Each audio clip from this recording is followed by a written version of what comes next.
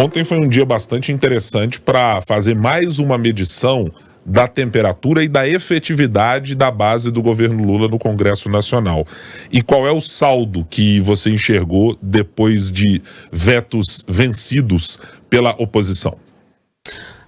Ibrahim, no final das contas, outras pessoas agora viraram alvo aí da base, e melhor dizendo, da base fiel ali do PT em função dessas derrotas. Voltando cronologicamente um pouquinho, né? Ontem foi o dia, finalmente, da sessão do Congresso Nacional, que é analisar todos aqueles vetos do presidente Lula ao PL das saidinhas, a questão das emendas parlamentares, e é uma sessão aí que foi adiada por mais 2 meses, mas finalmente saiu e mostrou que a articulação do governo realmente em relação à base, essa base é volátil, essa base depende muito do que está na pauta e essa base, mais do que tudo, é fiel aos seus próprios interesses, principalmente com o eleitorado aí em ano de eleições municipais.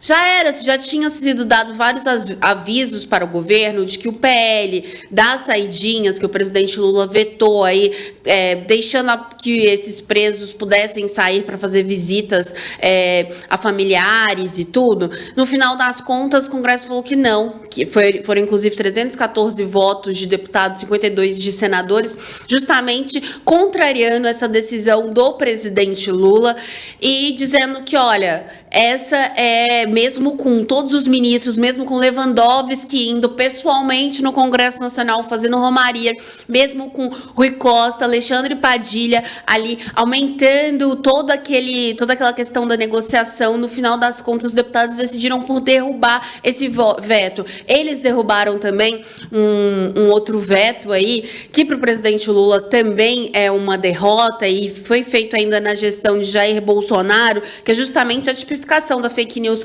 como crime aí, no caso, tanto para multa como também para questão de prisão, para quem propagar ou criar fake news. Então, os deputados também isso não está em negociação. Por fim, também, uma outra questão que o governo sofreu uma derrota foi a que proibiu o governo, por exemplo, de incentivar e financiar atos como invasão de terra, mudança de sexo, cirurgia de mudança de sexo em crianças e também abortos que não estão previstos em lei. Então, mais uma vez, uma outra derrota para o governo. A única coisa que o governo conseguiu vencer ontem foi justamente a questão dos calendários aí para liberação de emendas impositivas. Então, esse ponto o governo conseguiu vencer, então não vai se ter mais esse calendário para liberação, mas para vencer isso, o governo teve que aprovar o DPVAT lá com mais de 3 bilhões de reais de emenda para os parlamentares.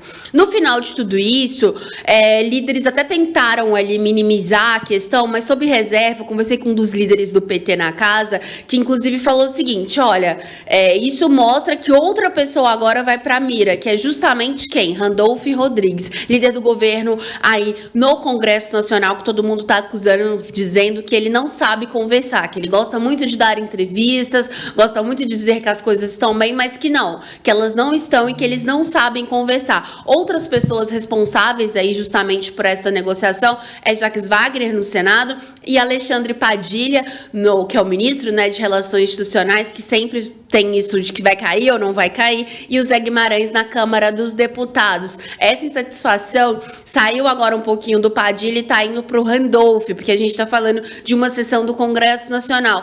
E um outro ponto que deixa a questão um pouquinho mais séria, porque Jair Bolsonaro, o ex-presidente, ele também negociou, principalmente com a bancada ruralista, para que esses vetos do presidente Lula fossem derrubados. Então, isso também nos bastidores cai e soa como uma questão de que o governo Lula é o seguinte, precisa muito daquele toma lá da cá, precisa muito de liberar ministérios, precisa muito de liberar emendas para, assim, conseguir apoio no Congresso Nacional. Tanto é que hoje o Senado vai votar um projeto que foi aprovado ontem pela Câmara, aquele que prevê o fim, né, da isenção fiscal aí de importação de produtos de até $50.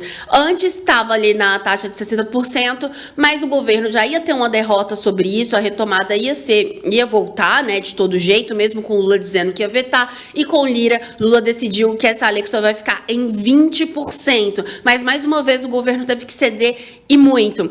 E uma outra coisa que eu só adianto aqui é justamente que essa questão do PL das saidinhas, ela deve ser judicializada pelo governo. Então, o governo deve entrar no STF, assim como foi com a desoneração da folha. Então, isso mostra, mais uma vez, que o governo está tendo que acionar o STF, acionar o judiciário, para tentar, pelo menos, ter os seus planos colocado em prática. Então, isso, em um ano de eleições municipais, também é um sintoma aí de que o governo está bem enfraquecido e que as negociações estão sendo uma por uma. E essa base, ela depende muito do que está na pauta para mostrar se vai ajudar ou não o governo.